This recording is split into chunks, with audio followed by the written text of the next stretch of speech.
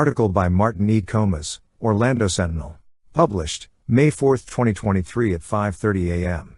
Residents of Bookertown, a historic black community first settled more than 150 years ago in northwest Seminole County, are concerned about a county plan to build 2 new stormwater retention ponds and enlarge an existing one adjacent to their neighborhood as part of a roadway improvement project. They say the new ponds will effectively surround their small neighborhood with water and could lead to flooding if a large storm moves through the region. "They're turning our community into an island, literally an island," said Voncile Davis, as she and other residents pointed to a pair of existing stormwater ponds built decades ago at the south end of their neighborhood.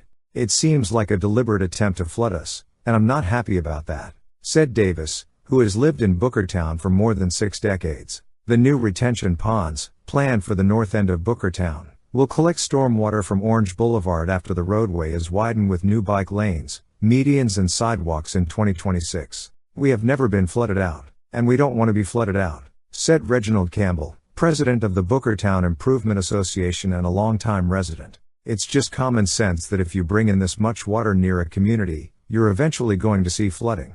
Bookertown residents referred to last year's Hurricane Ian that flooded homes in working-class neighborhoods near retention ponds, including Orlo Vista in Orange County and Midway near Sanford. A petition signed by more than 100 residents urging Seminole to look elsewhere to build the ponds states the county is only looking out for the interests of new subdivisions that recently cropped up nearby, rather than Bookertown.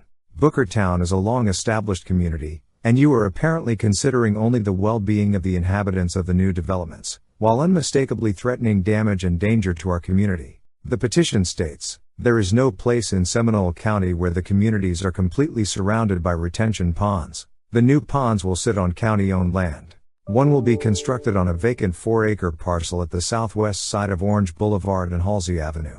The other one will be dug on a half-acre of county land at the southwest corner of Orange and Dunbar Avenue. The existing retention pond on the east side of Dunbar will be redesigned and enlarged, according to plans. At an estimated cost of $16 million, the project calls for adding bike lanes on both sides of Orange along a 3.1-mile stretch between State Road 46 and U.S. Highway 17.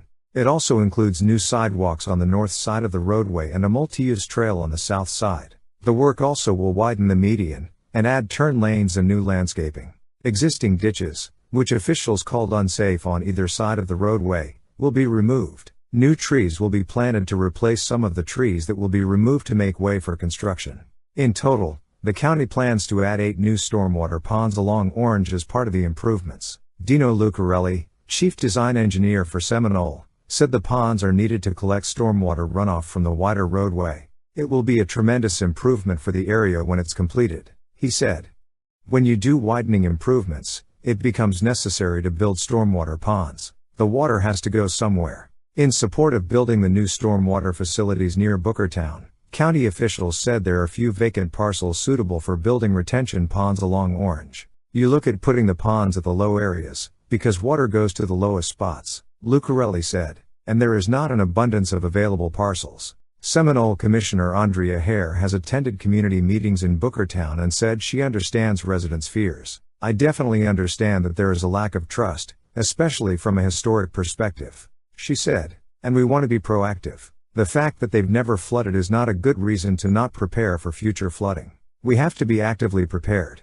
However, the vacant properties for the new retention ponds are in an ideal location and make economic sense for the county, officials said. "We have to be good stewards of residents' tax money," Hare said. "These are in close proximity to the sub-basin where the drainage is needed." At a recent county meeting, Hare told County Manager Darren Gray to make sure we're doing everything possible to make sure that we are taking care of Bookertown. County officials said they held several community meetings about the project dating back to January 2019. Bookertown was first settled in the late 19th century by black laborers who worked in the region's farms. They also collected turpentine and drove in the spikes to lay the rails for the first trains in the area. The community was named in honor of famous educator Booker T. Washington. Its streets are named after famous black Americans including poet Paul Laurence Dunbar, civil rights activist W.E.B. Du Bois, Minister Richard Allen, and educator Robert Russa-Matone. Today, Bookertown is a community of about 14 blocks and filled mostly with small homes just west of Interstate 4 near the Volusia County line. A small county park sits near the center of the community. For decades, Bookertown residents enjoyed living in an area many in Seminole called out in the middle of nowhere. Their only frequent visitors were black bears looking for free meals from trashed cans or pet bowls. But in the past decade, hundreds of expensive new homes have gone up. Many of those are in gated communities. We're just trying to figure out how's the retention ponds really benefiting the people of Bookertown. Campbell said, "We don't object to progress. We want to see progress. But what our concern is, why are there large concentrations of ponds in our little, small, historical black community? That's our concern. If there is somewhere else where we could put those ponds, it would be greatly appreciated."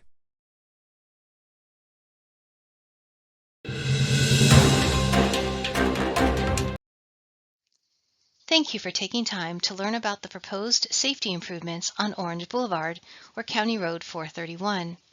This presentation will provide an overview and status update of the project, as well as information on how you can provide feedback regarding the plans. The project is located in Seminole County, near the city of Sanford. The project limits are along Orange Boulevard or County Road 431 from State Road 46 to Monroe Road. Orange Boulevard is currently a two-lane roadway with open roadside ditches, limited sidewalks, no bicycle lanes, and periodic flooding issues along the corridor. The goals of this project are to promote safety, address drainage deficiencies, enhance pedestrian and bicycle continuity, and improve access throughout the project corridor. The new multi-use path will provide a connection between the Wekiva Parkway Trail and the proposed Cross Seminole Trail extension south of Lake Monroe. To give a bit of background, this project has been conducted in two phases. Phase 1 evaluated potential options to achieve the goals of the project. Phase 1 was completed in spring 2019. Phase 2, which is where we are now, is designing the preferred alternative. A public meeting for Phase 1 was held on January 24, 2019, to give the community an opportunity to learn about the alternatives and provide feedback. Public comments were reviewed and addressed.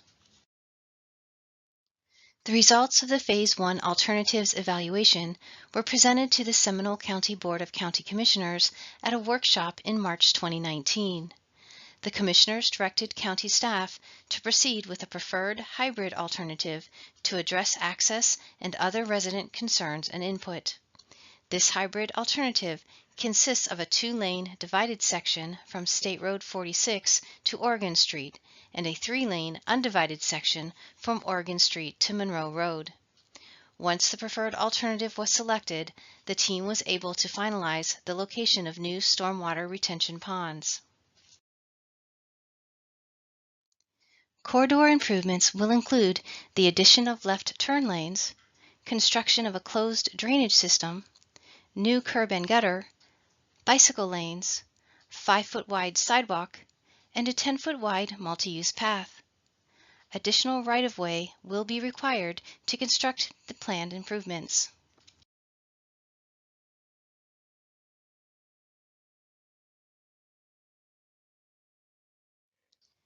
The proposed typical section for Orange Boulevard from State Road 46 to Oregon Street has 11-foot wide travel lanes in each direction with a 15.5-foot raised center median that can accommodate left turns at selected locations.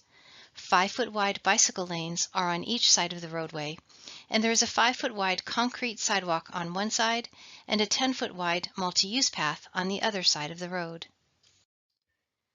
The proposed typical section for Orange Boulevard from Oregon Street north to Monroe Road has 11-foot wide travel lanes in each direction, separated by a 15.5-foot center two-way left turn lane.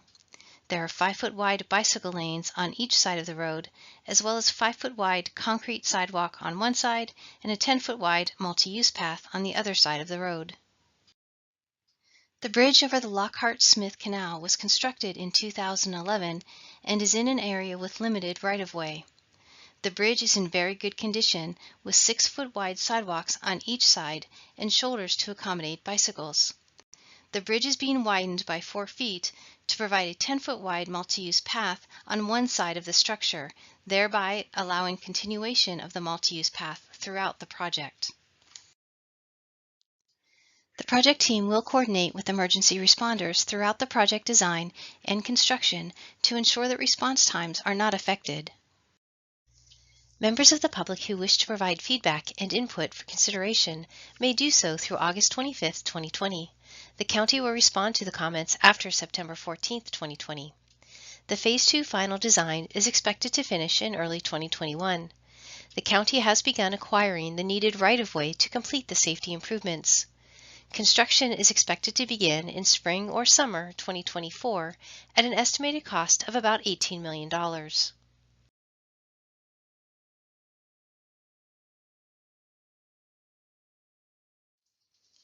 We encourage your input, and there are a few different ways that you can provide your comments to us. You may submit a comment during this virtual project update meeting.